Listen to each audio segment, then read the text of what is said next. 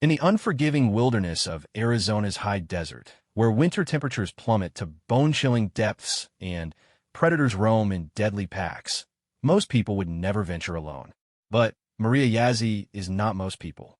At 90 years old, with hands weathered by 9 decades of desert life, and eyes that have witnessed the changing of an entire world, she stands as the last guardian of something precious beyond measure. When a savage blizzard traps her small ranch in a frozen wasteland, and a massive pack of wolves begins circling her property with hunger-driven determination, Maria faces an impossible choice. She could retreat to safety, abandoning everything she holds dear, or she could stand and fight against odds that would terrify men half her age.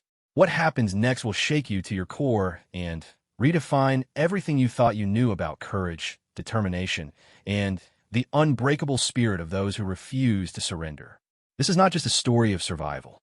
This is the story of a woman who chose to fight when fighting seemed impossible, who stood when standing meant almost certain death, and who proved that sometimes the fiercest warriors come in the most unexpected forms. The temperature is dropping. The wolves are closing in, and Maria Yazzie is about to show the world what it truly means to never give up. Maria Yazzie felt the change in the air before the Weather Service ever issued their warnings. Her weathered hands, scarred from decades of ranch work, ached with a deep throb that only came before the worst storms. She stood on the wooden porch of her small ranch house, her breath forming white clouds in the rapidly cooling air as she watched the horizon with eyes that had learned to read nature's signs long before modern technology existed. The sky had taken on that peculiar gray-green color that meant serious trouble was coming. Snow was already beginning to fall in thin, determined flakes that stuck to everything they touched. At 90 years old, Maria had lived through more winters than most people could imagine. But something about this storm felt different, more dangerous, more final. Her small ranch sat isolated in the high desert of Arizona, 15 miles from the nearest neighbor and 25 miles from the small town where she occasionally bought supplies. The land had been in her family for 3 generations, passed down from her grandfather who had received it as part of a government settlement after years of displacement. It was not much to look at, 50 acres of scrubland dotted with mesquite trees and prickly pear cactus, a small house that had been rebuilt twice after flash floods, and a barn that leaned slightly to the left but had somehow survived every storm for 40 years. Most people had told her she was crazy to stay out here alone, especially at her age. Her children, scattered across different states, called regularly to beg her to move to assisted living or at least closer to town. But Maria had roots in this land that went deeper than anyone could understand. This was where her husband had died 20 years ago, where she had raised 5 children, where she had learned the ancient ways of her people alongside the practical skills needed for desert survival. The ranch was down to its last inhabitants now. Where once dozens of cattle had grazed across the property, only one remained, a young calf named Little Star that had been born just 6 months ago. The calf's mother had died during a difficult birth, leaving Maria to bottle feed the baby and nurse it through its first vulnerable months. Most ranchers would have sold the orphan calf or put it down rather than invest the time and resources needed to hand-raise it, but Maria had seen something special in those dark, trusting eyes. Little Star had become more than livestock. She was companionship in the long, quiet days, purpose when everything else seemed to be ending, and hope for a future that Maria knew she might not live to see. The calf followed her around the property like a devoted dog, always staying close to the woman who had become her entire world.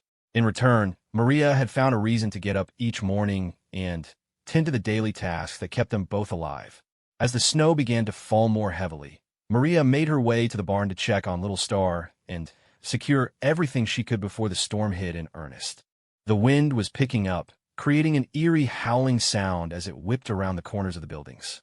She had prepared for winter, as she always did, stocking up on food, chopping extra firewood, making sure the generator had fuel and the backup heating systems were working. But something in her bones told her this preparation might not be enough. Little Star was waiting for her in the barn, huddled in the corner stall that Maria had lined with extra hay and old blankets. The calf looked up with those same trusting eyes, mooing softly in greeting. Maria scratched behind the calf's ears and checked the water trough, which was already starting to form a thin skin of ice around the edges. "We're in for a rough one, little girl," Maria murmured, her voice carrying the wisdom of someone who had learned to read the signs that others missed. But we've been through tough times before, haven't we? She had lived through droughts that lasted 3 years, flash floods that washed away everything she owned, and economic hardships that forced her to choose between keeping the land and keeping food on the table. Each time, she had found a way to survive. Each time, she had refused to give up the land that held the bones of her ancestors and the memories of her family.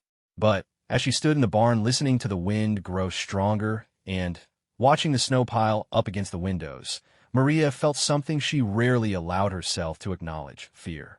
Not fear of dying, which would come when it came, but fear of failing. Fear that she might not be strong enough or smart enough or lucky enough to protect the one precious thing that remained in her care. The temperature was dropping fast. Maria could see her breath clearly now, even inside the barn. She added more hay to Little Star's stall and filled every container she could find with water before it froze solid. The wind was howling now, a sound like nothing she had ever heard before, and snow was starting to pile up against the barn doors. She made her way back to the house, fighting against wind that tried to knock her off her feet despite her small size. The snow was falling so heavily that she could barely see the house from the barn, even though it was only 50 yards away. Inside, she added more wood to the fireplace and checked the radio for weather updates. The news was not good. The storm was intensifying beyond all predictions. Temperatures were expected to drop to 25 degrees below zero, with wind chills reaching -40. The snow was predicted to continue for at least 3 days, possibly longer. Roads were already impassable, and emergency services were not responding to calls except for the most critical emergencies. Maria was truly alone now, cut off from any help that might come from the outside world. She had faced isolation before, but never in conditions this extreme. The house was solid and well-insulated, but it had been built for desert living, not Arctic survival. She would have to be careful with her fuel and smart about conserving heat if she was going to make it through the next few days. As night fell, the storm reached a ferocity that Maria had never experienced. The wind screamed around the house with such force that the windows rattled in their frames. Snow piled up against the doors and began to cover the lower portions of the windows. The power went out just after 8 o'clock, leaving her with only the light from the fireplace and a few battery-powered lanterns. She had dealt with power outages before, but never during a storm this severe. The backup generator was in a shed behind the house, but reaching it in these conditions would be dangerous, possibly impossible. For now, she would have to make do with what she had. Maria settled into her chair by the fireplace, wrapped in several layers of blankets, and tried to read one of the old books that had belonged to her husband. But her mind kept drifting to Little Star alone in the barn. The calf had never been through a storm like this. Maria wondered if the barn would hold up under the weight of the snow and the force of the wind. She wondered if the water she had left would freeze before morning, leaving Little Star without anything to drink. Around midnight, she heard a sound that made her blood run cold.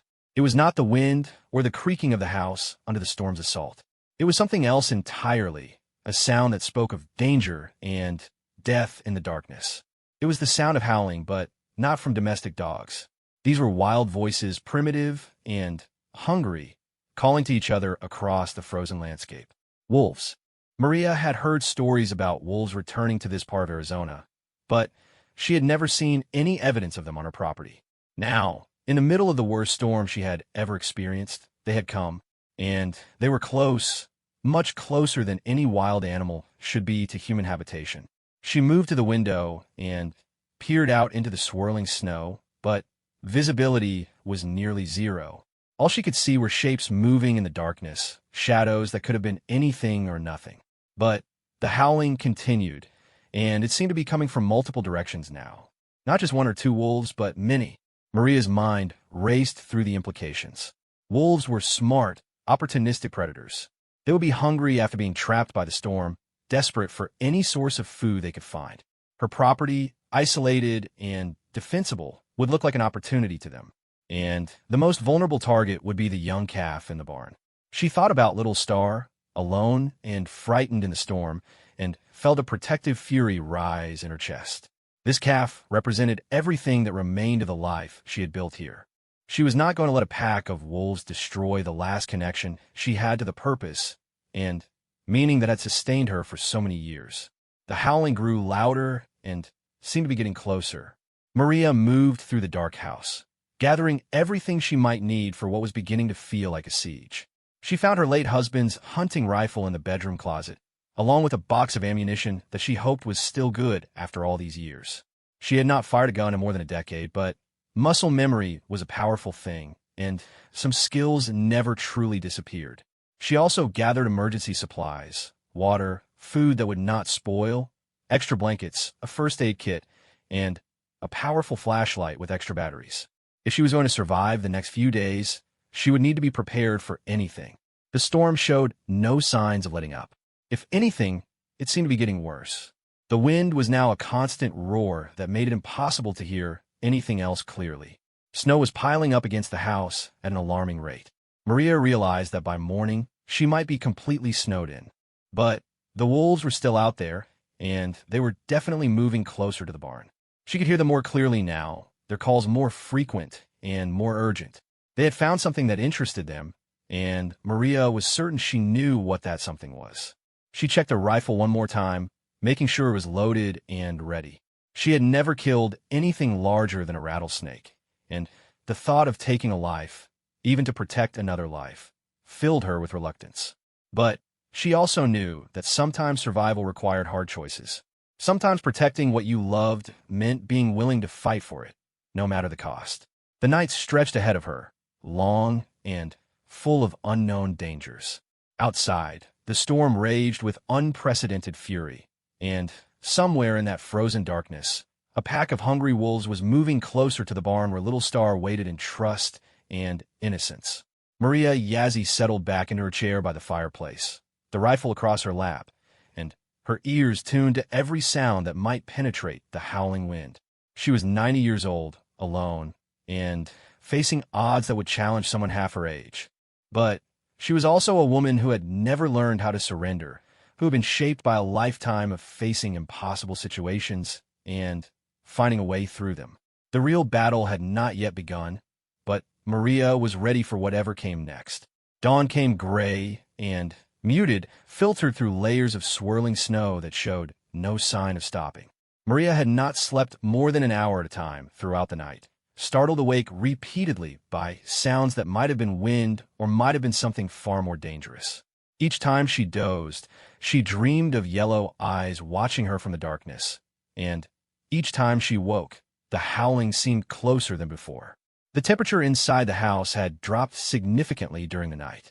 Despite keeping the fire burning, the cold was seeping in through every crack and crevice, turning her breath visible even indoors. Ice had formed on the inside of the windows, creating strange, beautiful patterns that under other circumstances she might have admired. Today, they served only as a reminder of how deadly the conditions had become. Maria forced herself to eat something, knowing she would need energy for whatever this day brought. The simple act of making coffee on the wood-burning stove felt like a small victory against the storm that seemed determined to strip away every comfort and convenience she had known. As she sipped the hot liquid and felt warmth spread through her body, she tried to plan her next moves. The barn was only 50 yards away, but it might as well have been 50 miles in these conditions. Snow had drifted against her front door to a depth of nearly 4 feet, and the wind was still strong enough to knock her down if she was not careful. But Little Star needed food and water, and Maria needed to assess the damage the storm had done to their shelter. More importantly, she needed to know if the wolves had made any attempts to get into the barn during the night. She gathered her supplies methodically: the rifle, extra ammunition, a thermos of hot coffee, some food for both herself and Little Star, and a shovel to help her navigate through the deeper drifts. The simple act of putting on her heavy winter coat, boots, and gloves took longer than usual. Her arthritic fingers struggled with buttons and zippers that had become stiff in the cold, and she had to rest twice just from the effort of getting dressed. Maria paused at the front door, knowing that once she opened it, there would be no turning back. The wind would drive snow into the house, and the cold would follow her inside when she returned. But Little Star was depending on her, and that was all the motivation she needed. The door opened against tremendous resistance from the wind and accumulated snow. Maria had to use her shoulder to force it wide enough to squeeze through, and immediately regretted the decision as Arctic air hit her face like a physical blow. The cold was unlike anything she had ever experienced, so intense that it seemed to steal the breath from her lungs and freeze the moisture in her nose and throat. But she pushed forward, using the shovel to carve a path through snow that reached past her knees in some places. Each step was a monumental effort, and she had to stop frequently to rest and catch her breath. The wind tried constantly to push her off course, and several times she nearly lost her bearings entirely in the whiteout conditions. When she finally reached the barn, what she found made her heart race with both relief and terror. The structure was still standing, though snow had drifted against the sides to nearly roof height in some places. The doors were still secure, but around the perimeter of the building, she could see clear evidence that she was no longer alone on the property. Tracks, dozens of them, crisscrossing around the barn in patterns that spoke of intelligence and coordinated hunting behavior. These were not the random wanderings of animals seeking shelter. These were the calculated movements of predators evaluating their prey, looking for weaknesses, and planning an attack. The tracks were large, much larger than she had expected. These were not coyotes or domestic dogs. These were wolves, and big ones. Some of the prints were nearly the size of her hand, suggesting animals that might weigh over 100 pounds. And there were many of them. Maria counted at least 15 different sets of tracks, possibly more where the snow had obscured the evidence. What made the situation even more alarming was how fresh the tracks appeared. Snow was still falling steadily, which meant it would fill in older tracks fairly quickly.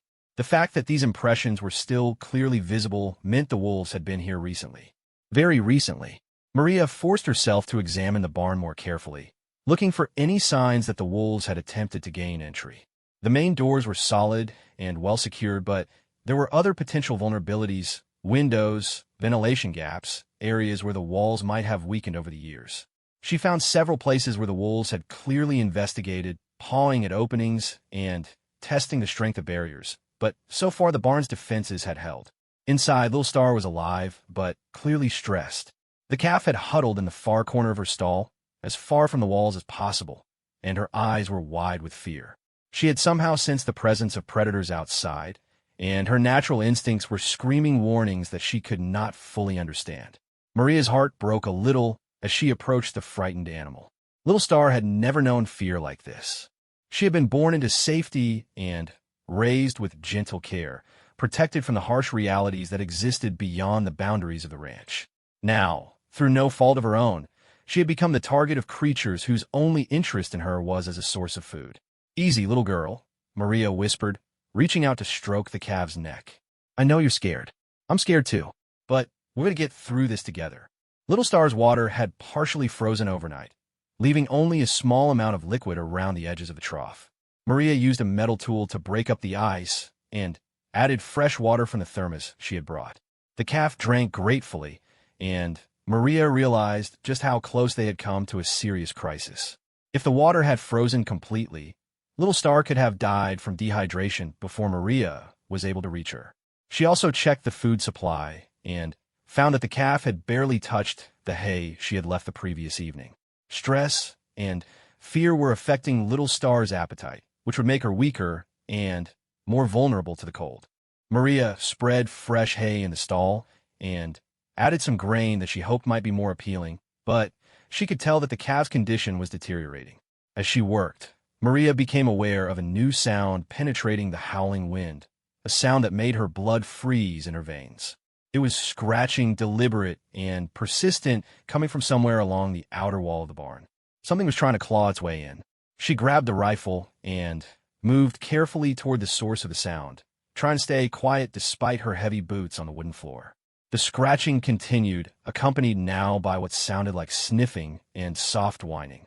Whatever was outside had caught the scent of the calf and was becoming increasingly agitated in its attempts to reach her. Maria positioned herself near the wall where the sound was strongest and waited, trying to control her breathing and steady her hands on the weapon. She had no idea how effective the rifle would be against a large, determined wolf, especially in her inexperienced hands. But it was the only defense she had. The scratching intensified, and she could hear the sound of claws digging into wood. The barn was old, and some of the boards had weakened over the years. If the wolf was persistent enough, it might actually be able to create an opening large enough to squeeze through. Maria made a decision that went against every instinct for personal safety she possessed. She could not just wait passively for the wolves to find a way in. She had to take action, to let them know that their intended prey was defended and that an attack would not be easy or without consequences. She moved to the barn door and, slowly, quietly, opened it just enough to see outside. The wolf was there, not 10 feet away, a massive gray and black creature that was easily the largest canine she had ever seen. It was focused entirely on its task, using powerful claws to tear at a spot where two boards had separated slightly, creating a gap that might eventually become an entrance. The wolf had not yet noticed that she was watching. Its attention was completely absorbed by the scents and sounds coming from inside the barn, by the promise of easy prey just beyond its reach. Maria could see the intelligence in its movements, the calculated way it tested different approaches, and focused its efforts where they would be most effective. She raised the rifle, trying to remember everything her husband had taught her about shooting decades ago. The weapon felt heavy and unfamiliar in her hands, and she struggled to line up the sights properly while dealing with the wind and cold. She did not want to kill the animal if she could avoid it, but she needed to make it clear that this territory was defended. Maria aimed carefully and fired a shot into the ground near the wolf's feet. The sound was incredibly loud in the confined space between the buildings, and the wolf sprang backward with a startled yelp. For a moment, predator and defender stared at each other across the snow-covered distance. The ancient wolf following instincts that had kept its kind alive for thousands of years, and the elderly woman following her own instincts to protect what she loved. The wolf did not run. Instead, it backed away to a safer distance and began to pace back and forth, watching her with yellow eyes that showed no fear, only a calculating intelligence that was somehow more terrifying than mindless aggression would have been. This was not an animal acting on impulse. This was a predator making strategic decisions about risk and reward. The sound of the gunshot brought an immediate response from the rest of the pack. Howls erupted from multiple locations around the property, some close and some distant, but all clearly communicating with each other in ways that Maria could not understand. She had announced her presence and her willingness to fight, but she had also confirmed for the wolves that there was indeed something worth fighting for inside the barn. More shapes began to emerge from the swirling snow. They materialized like ghosts, appearing first as shadows, and then resolving into the forms of additional wolves moving with the coordinated precision of a military unit. Maria counted at least 8 animals visible at once, and she suspected there were others she could not see. They were magnificent creatures, she had to admit. Even in her fear, she could appreciate the beauty and power of these animals. They moved with a grace that spoke of perfect adaptation to their environment, and their coordinated behavior demonstrated an intelligence that most people never gave wild animals credit for. Under different circumstances, she might have been thrilled to witness such a sight. But these are not different circumstances. These wolves were not here as tourist attractions or nature documentary subjects. They were here as predators, and Little Star was their intended prey. The lead wolf, the one she had shot near, began to circle the barn at a distance of about 20 yards, staying just outside what it apparently considered the effective range of her weapon. The others spread out in a loose formation that gradually surrounded the building. They were patient, methodical, and clearly experienced in this kind of hunting. Maria realized that she was not just facing a pack of hungry animals. She was facing what amounted to a military siege. The wolves were establishing a perimeter, identifying escape routes, and testing her defenses. They would wait for her to make a mistake, to leave an opening they could exploit, or simply to wear her down through exhaustion and fear. She retreated back into the barn and secured the door, knowing that her brief show of force had probably gained her only a temporary reprieve. The wolves now knew exactly where she was and what she was protecting. They would not be scared off by a single gunshot, and they would not give up easily when food was so scarce and the storm made hunting nearly impossible. Little Star was trembling now, picking up on Maria's fear and the tension that filled the air. The calf pressed against her legs, seeking comfort and protection that Maria desperately wanted to provide, but was not sure she was capable of delivering. Outside, the wolves began to howl again, their voices rising and falling in harmonies that spoke of coordination and determination. It was the sound of predators who had found prey and were preparing to claim it. It was the sound of wild nature asserting its dominance over the artificial boundaries that humans tried to maintain. Maria checked her ammunition and found that she had brought enough for perhaps 20 shots. Against a pack of this size, 20 shots might not be nearly enough, especially if her accuracy proved poor under stress. She would have to make every bullet count, and she would have to be smart about when and how she used her limited firepower. The siege had begun in earnest now. Outside, intelligent predators were planning their attack with the patience and coordination that had made them successful hunters for millennia. Inside, an elderly woman and a frightened calf faced odds that would challenge the most experienced outdoorsman. But Maria Yazzie had not survived 9 decades in this harsh land by giving up when things looked impossible. She had faced droughts and floods, poverty and loss, isolation and despair. She had buried a husband and watched her children grow up and move away. She had learned that survival was not about being strong enough to never fall down. Survival was about being stubborn enough to keep getting back up. The wolves could howl all they wanted. They could circle and plan and threaten. But they would discover that some prey fought back, and that sometimes the fiercest resistance came from the most unlikely sources. The storm continued to rage outside, trapping all of them together in a frozen arena where only the most determined would survive. The real battle was just beginning.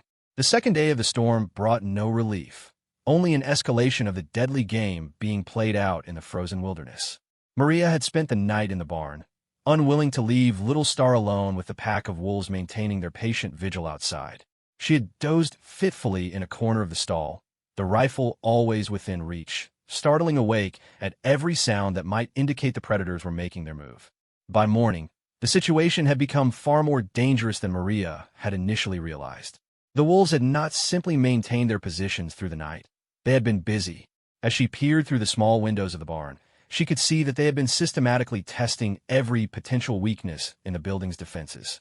Snow had been dug away from several sections of the foundation, exposing areas where the wooden siding was old and potentially vulnerable. Scratch marks on the walls showed where multiple animals had worked in shifts, trying to claw their way through barriers that had seemed solid the day before. Most alarmingly, she could see places where the wolves had actually managed to create small gaps between boards, openings that were not yet large enough for entry, but represented progress toward their goal. The pack had also grown. Where Maria had counted 8 wolves the previous day, she now estimated at least 15 animals surrounding the barn. Word had somehow spread through the wolf community that prey had been located, and additional pack members had arrived during the night to join the siege. These were not random individuals acting independently. Their movements showed clear evidence of coordination and leadership, suggesting a highly organized social structure that was working together toward a common goal. Maria forced herself to eat and drink, knowing that she would need every bit of energy she could maintain. The temperature inside the barn had dropped even further overnight, and her breath now formed thick white clouds that lingered in the still air. Ice was forming on the water trough despite her efforts to keep it liquid, and she realized that the cold itself might kill Little Star before the wolves ever had a chance to attack. The calf was in visibly poor condition. She had eaten almost nothing in the past 24 hours. Her eyes were dull with stress and fatigue, and she was shivering constantly despite the extra blankets Maria had piled around her stall. If the siege continued much longer, Little Star might not survive even if the wolves never gained entry to the barn. Around noon, the pack's behavior changed dramatically. Instead of the patient circling and testing they had maintained since their arrival, the wolves began to show signs of increased aggression and urgency. Their howling became more frequent and more intense, and Maria could see them moving closer to the building, no longer maintaining the respectful distance they had kept after her warning shot. The reason for this change became clear when Maria realized what the storm had done to the local ecosystem. The wolves were not just opportunistically hunting, they were starving. The blizzard had disrupted their normal food sources and trapped them in an area where prey was virtually non-existent. Little Star represented not just a convenient meal, but possibly their only chance of survival until the weather improved and they could return to their usual hunting grounds. Desperation was making them bold, and desperate predators were far more dangerous than hungry ones. The first serious attack came without warning. Maria was checking the water supply when she heard the sound of splintering wood from the far end of the barn.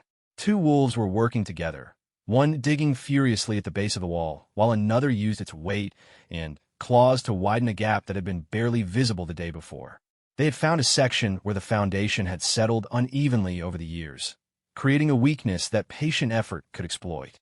Maria grabbed the rifle and moved toward the sound, but by the time she reached the area, the wolves had already created an opening large enough for her to see daylight through. Another few hours of work, and it would be big enough for an animal to squeeze through.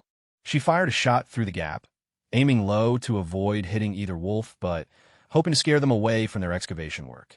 The bullet struck the ground just inches from one of the animals, sending up a spray of frozen earth and snow. Both wolves jumped back, but they did not run. Instead, they retreated only far enough to be out of immediate danger, and then resumed their work from a slightly different angle. This pattern continued throughout the day. Each time Maria drove the wolves away from one vulnerable spot, they would regroup and begin attacking a different section of the barn. They were systematically testing every weakness, and she was being forced to use precious ammunition to defend positions all around the perimeter. Worse, she was beginning to see that her strategy of defensive shots was not actually stopping the wolves. It was simply forcing them to be more creative in their approach. By late afternoon, Maria had used nearly half of her ammunition, and the wolves were showing clear signs that they were learning from each encounter. They had figured out the effective range of her weapon and were staying just beyond it when they were not actively working on the walls. They had also learned to scatter when they heard her moving inside the barn, making it harder for her to predict where the next attack would come from. The psychological pressure was becoming as dangerous as the physical threat. Maria found herself jumping at every sound, spinning around to check corners and openings that she had already verified were secure. The constant vigilance was exhausting, and she could feel her judgment becoming clouded by fatigue and stress. In this condition, she was likely to make mistakes that could prove fatal for both her and Little Star. As darkness began to fall on the second day, the wolves made their boldest move yet. Instead of working on the walls, they turned their attention to the roof. Maria heard scratching and movement above her head and realized that several animals had somehow climbed up onto the barn and were testing whether they could break through the ceiling or find an opening around the chimney or ventilation systems. The roof was the one area she had not considered defending because she had not imagined that wolves would be capable of such tactics. But these animals were proving to be far more intelligent and adaptable than she had given them credit for. They were using problem-solving skills that challenged her assumptions about what wild predators could accomplish. Maria positioned herself in the center of the barn with the rifle pointed upward, listening to the sounds of multiple animals moving around on the roof above her. Snow and debris began to fall through small gaps in the ceiling as the wolves tested different areas for weakness. Little Star was now trembling so violently that Maria feared the calf might collapse from sheer terror. Then, she heard a sound that made her blood run cold, the splintering of wood from directly above Little Star's stall. The wolves had found a weak spot in the roof and were working together to exploit it. Maria could see the tips of claws beginning to poke through the ceiling as the animals tore at the wooden boards with renewed determination. She aimed a rifle at the spot where the claws were appearing and fired, hoping that the bullet would penetrate the roof and discourage the attack. The shot was incredibly loud in the enclosed space, and the sound of the bullet striking was followed immediately by yelps and the sound of animals scrambling for better positions. But the attack did not stop. If anything, it intensified. The wolves had realized that they were close to achieving their goal, and they were pressing their advantage with the desperation of starving predators who had found their best chance for survival. Maria fired 2 more shots through the roof, spacing them in different locations to try to drive the wolves away from the entire area above Little Star's stall. This strategy seemed to work temporarily, as the sounds of movement shifted toward other sections of the barn. But she was now down to fewer than 10 bullets, and the night was just beginning. As the temperature continued to drop, and the storm showed no signs of abating, Maria realized that she was facing a situation that might not have a solution. The wolves were too numerous, too intelligent, and too determined to be driven off permanently by anything she could do with her limited resources. They would eventually find a way into the barn, and when they did, Little Star would die. But as this stark reality settled in her mind, Maria felt something change inside her. Instead of despair or resignation, she felt a cold fury that was somehow more powerful than her fear. These wolves might be magnificent predators, but Little Star was under her protection. This calf represented everything that remained of the life she had built on this land, and she would not give it up without a fight that the wolves would never forget. Maria began to think beyond simple defensive measures. If she was going to survive the night, she needed to become more than just an obstacle to the wolves' plans. She needed to become a threat that would make them reconsider whether their target was worth the risks they were taking. She gathered everything in the barn that could potentially be used as a weapon or defensive tool. There were hay bales that could be stacked to create barriers, farming tools that could serve as clubs or spears, and containers that could be filled with rocks to throw at attacking animals. Most importantly, she found a can of kerosene that was used for cleaning equipment, a substance that could serve multiple purposes if she was creative and desperate enough to use it. The plan that began to form in Maria's mind was dangerous and required perfect timing, but it offered something that pure defense did not: the possibility of actually winning this battle rather than simply surviving it. The wolves had been treating her as a minor obstacle to their hunting success. She was about to show them that some obstacles fought back. As the howling intensified outside and the sounds of renewed attacks began around the perimeter of the barn, Maria Yazzie prepared for a night that would test everything she had learned about survival during 9 decades of life in one of the world's most unforgiving environments. The wolves thought they were hunting prey. They were about to discover that they had cornered something far more dangerous, a protector with nothing left to lose and everything to fight for. Little Star huddled in her stall, trusting completely in the woman who had raised her for birth. That trust was about to be tested in ways that would reshape both of their lives forever. Outside, the storm raged with undiminished fury, and the pack of wolves prepared for what they expected would be their final assault on the barriers that stood between them and the food they desperately needed. But Maria was preparing for something else entirely. She was preparing for war. The third night brought with it a desperation that could be felt in the very air around the besieged barn. The wolves had been without food for days now, trapped by the same storm that had isolated Maria and Little Star. Their howling had taken on a different quality, no longer the calculated communication of confident predators, but the urgent voices of animals facing starvation. This change made them infinitely more dangerous, because desperate wolves would take risks that well-fed ones would never consider. Maria had used the day to implement her plan, working with materials and tools that had been in the barn for years but never imagined for the purpose they would now serve. She had rearranged hay bales to create a defensive position in the center of the barn where she could see all approaches while keeping Little Star protected behind her. She had prepared makeshift weapons from farming tools and had strategically placed containers of kerosene in locations where they could be used most effectively. Most importantly, she had prepared several surprise defenses that would only work once, but might be enough to tip the balance in her favor when the final confrontation came. Because Maria was certain now that a final confrontation was coming. The wolves had tested every conventional approach to gaining entry, and their next move would almost certainly be a coordinated, all-out assault designed to overwhelm her defenses through sheer numbers and determination. As darkness fell, and the temperature plummeted to depths that made even breathing painful, the character of the siege changed completely. Instead of the patient, probing attacks that had characterized the previous days, the wolves began to move with obvious coordination toward a synchronized assault. Maria could hear them repositioning around the barn, and their vocalizations suggested they were communicating plans rather than simply expressing frustration. The attack began at exactly midnight, as if the wolves had been waiting for the deepest, coldest, most psychologically challenging hour of the night. It came from 3 directions simultaneously. The main entrance where several wolves threw their combined weight against doors that had been secure for decades. The back wall, where others resumed their excavation work with frantic intensity. And the roof where the largest animals used their claws and teeth to tear through wooden boards that had been weakened by previous damage. Maria had positioned herself at the center of her defensive fortress with a clear view of all 3 attack points. As the assault began, She made a decision that went against every instinct for conservation and careful resource management that had kept her alive for 90 years. Instead of trying to drive off the wolves with careful, targeted shots, she opened fire as rapidly as she could aim and shoot, sending bullets into each attack zone in quick succession. The psychological effect was immediate and dramatic.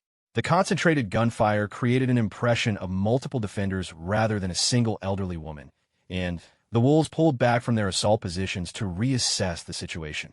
But Maria knew this reprieve would be temporary. She had used nearly all of her remaining ammunition in those few minutes, and the wolves would quickly realize that the intense resistance could not be sustained. During the brief lull that followed, Maria implemented the first part of her unconventional defense plan. She had prepared several containers of kerosene mixed with hay and rags, creating primitive but effective incendiary devices that could be ignited and thrown at attacking animals. The first of these landed just outside the main entrance where several wolves were regrouping, and the sudden burst of flame and heat sent them scrambling for safety. The fire served multiple purposes beyond simply driving off the immediate threat. It provided light that allowed Maria to see her attackers more clearly. It created a psychological barrier that wild animals instinctively feared, and it generated heat that helped combat the life-threatening cold that was affecting both her and Little Star. But the wolves adapted to this new threat with the same intelligence they had shown throughout the siege. Instead of retreating permanently from the areas where fire had been used, they began to approach from angles where the flames could not reach them. They also seemed to understand that Maria's supply of incendiary materials would be limited, and they began testing her willingness to use them by making feint attacks that forced her to choose between conserving her resources and defending against what might be false threats. The battle evolved into a deadly game of strategy and counter-strategy, with both sides adapting their tactics in response to the other's moves. Maria found herself thinking several steps ahead, trying to anticipate where the wolves would focus their next assault while managing resources that were running dangerously low. The wolves, meanwhile, demonstrated problem-solving abilities that challenged everything she thought she knew about animal behavior. Around 2 in the morning, the pack made their most sophisticated attempt yet to gain entry. While several wolves created a highly visible distraction at the front of the barn, howling and throwing themselves against the doors with obvious dramatic effect, others worked quietly at the back wall, where their earlier excavation had created a gap that was now almost large enough for entry. Maria realized what was happening just in time to prevent the flanking maneuver from succeeding. She abandoned her central position and rushed to the back wall, arriving just as the first wolf was attempting to squeeze through the opening they had created. The animal was stuck halfway through, unable to advance or retreat quickly, making it a perfect target for the pitchfork that Maria drove into its shoulder with all the strength she could muster. The wounded wolf's screams of pain and rage brought an immediate response from the rest of the pack. They abandoned their coordinated assault plan and rushed toward the sound of their injured packmate, focusing all their attention on the area where Maria had scored her first significant victory. This concentration of force was exactly what she had been hoping to provoke. Maria ignited her largest incendiary device and hurled it into the midst of the attacking wolves. The explosion of flame caught several animals at close range, singeing fur and forcing them to retreat while dealing with burns and smoke inhalation. More importantly, the bright light revealed the full extent of what she was facing.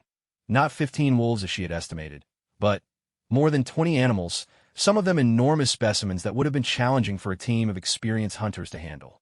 But the fire also revealed something else that gave Maria hope for the first time in days. Several of the wolves showed signs of exhaustion and weakness that suggested they were as close to their physical limits as she was. The storm that had trapped them all together had been affecting the predators as well as their intended prey. They were hungry, cold, and operating on desperation rather than strength. This realization changed Maria's entire approach to the battle.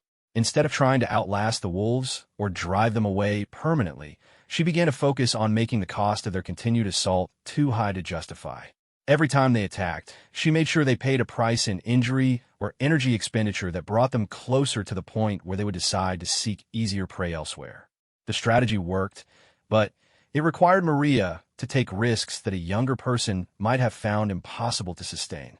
She had to leave her protected position repeatedly to defend different areas of the barn, exposing herself to potential attack, while wielding weapons she had never used before against animals that were faster and stronger than anything she had ever fought.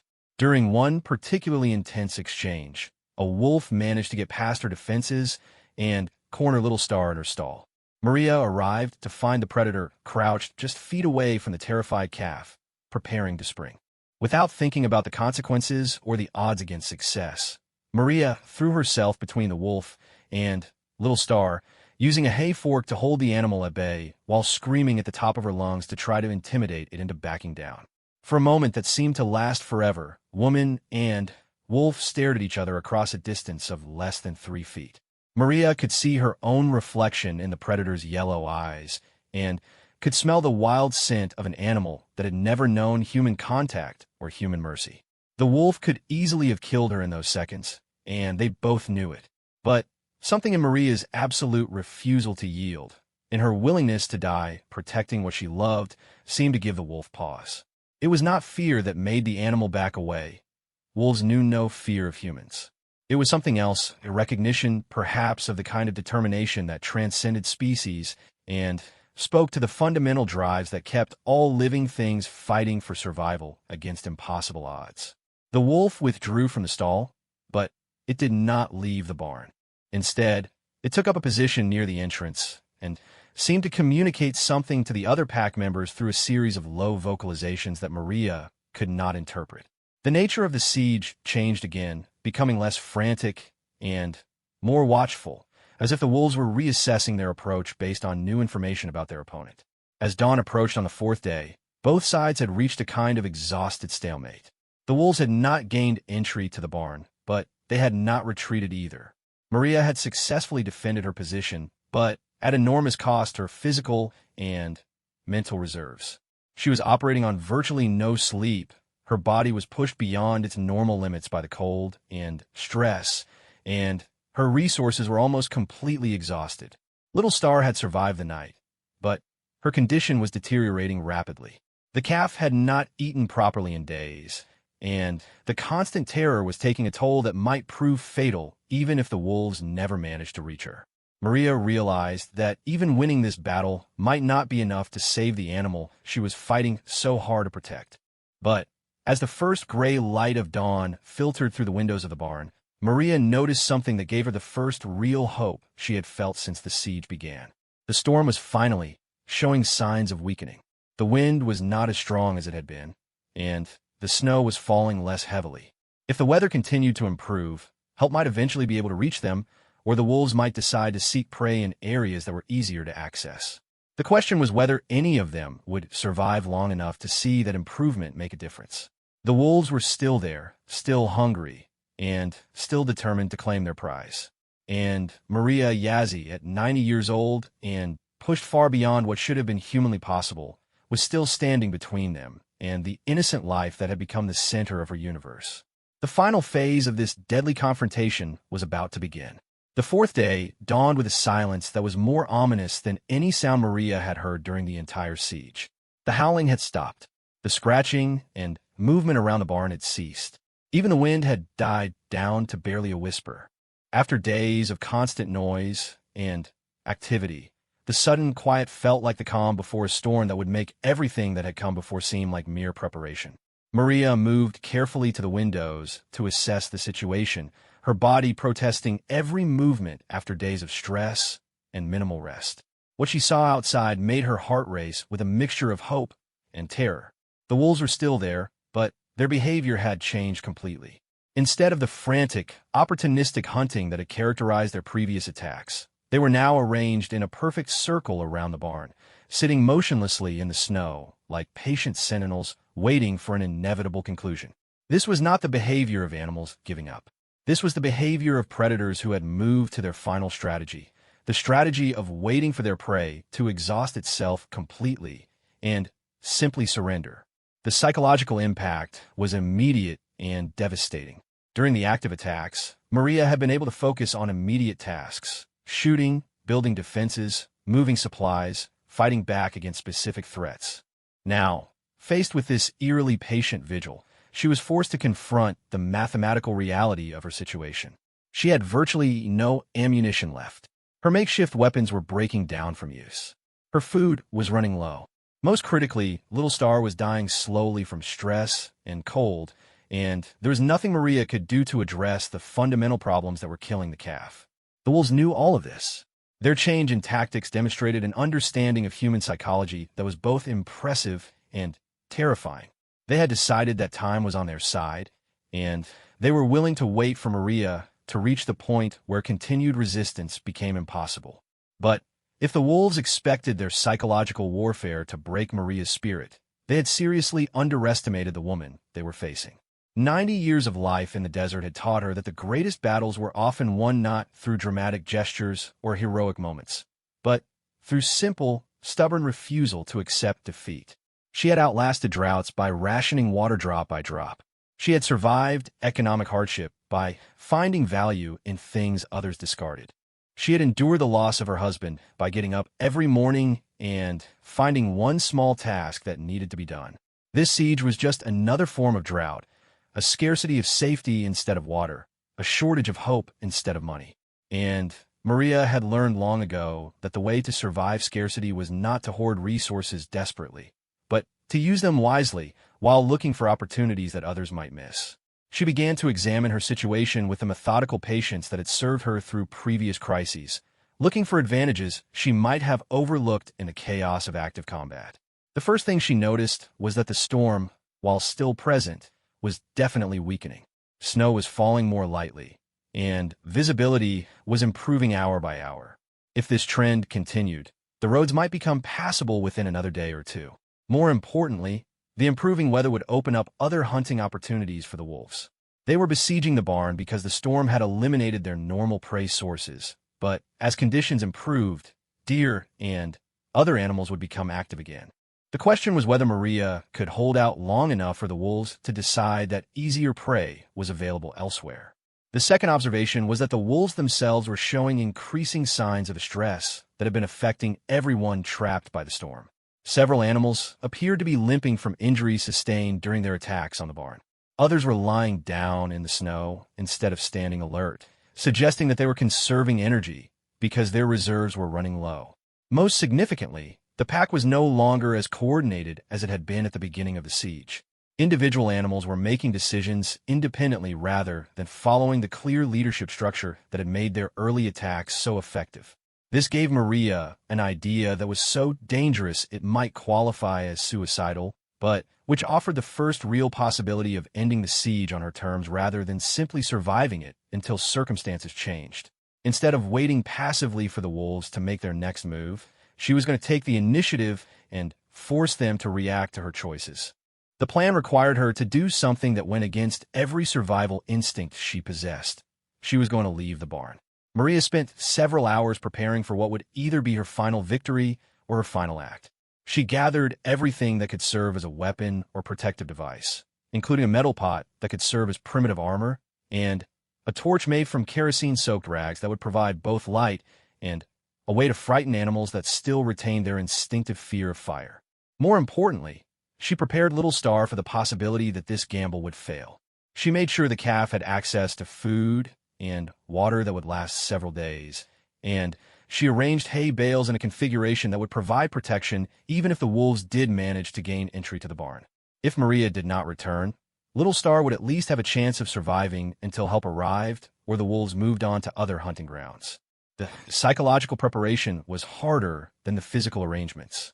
Maria had to acknowledge the very real possibility that she was about to die, and she had to make peace with the idea that her death might be the price of giving Little Star a chance at life. This was not a decision she made easily or without understanding its full implications. But it was a decision she could live with or die with because it represented the same protective instinct that had driven her actions throughout the siege. As afternoon shadows began to lengthen, Maria put her plan into action. She opened the barn door slowly and stepped out into the cold air, carrying her makeshift weapons and facing the circle of wolves that had been waiting patiently for this moment. The animals immediately became alert, rising from their resting positions and focusing their attention on this unexpected development.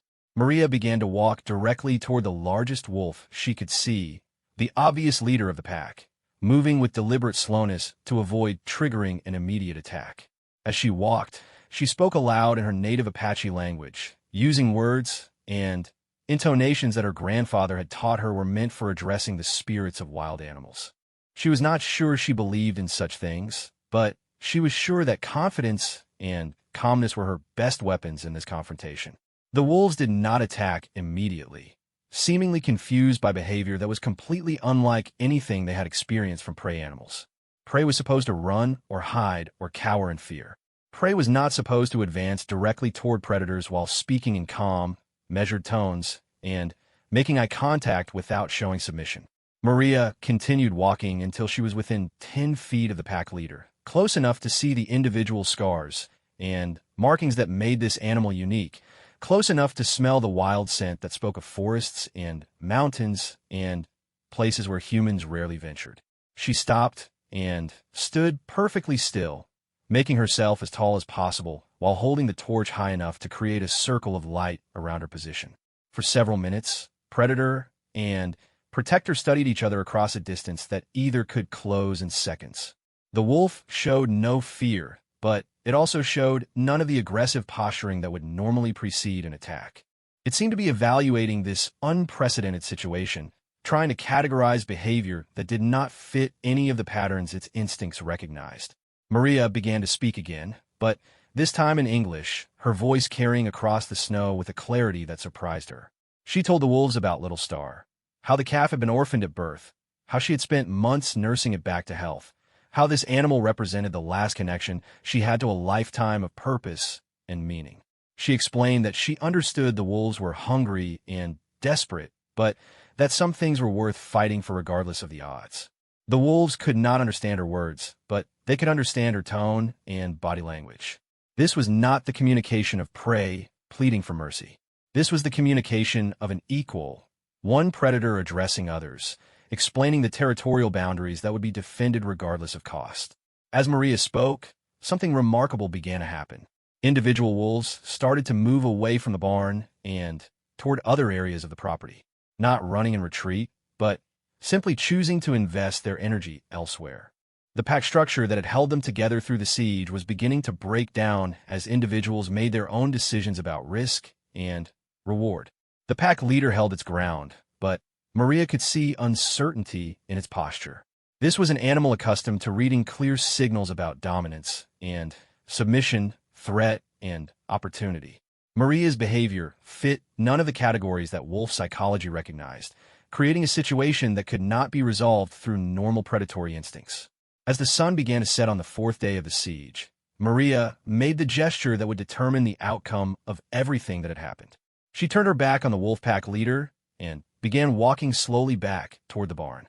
It was the ultimate test of her psychological strategy, showing complete confidence that the wolves would not attack, demonstrating that she considered the matter settled in her favor.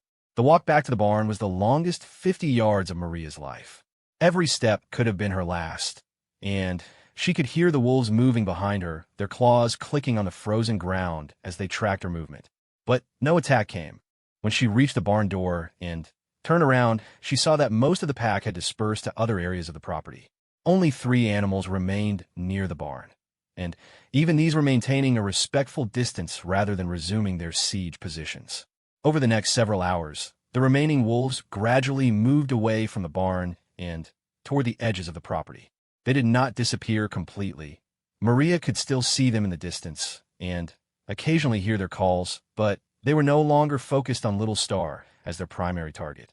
The siege had been broken not through force or superior resources, but through a demonstration of will that had convinced the predators that this particular prey was not worth the effort required to claim it.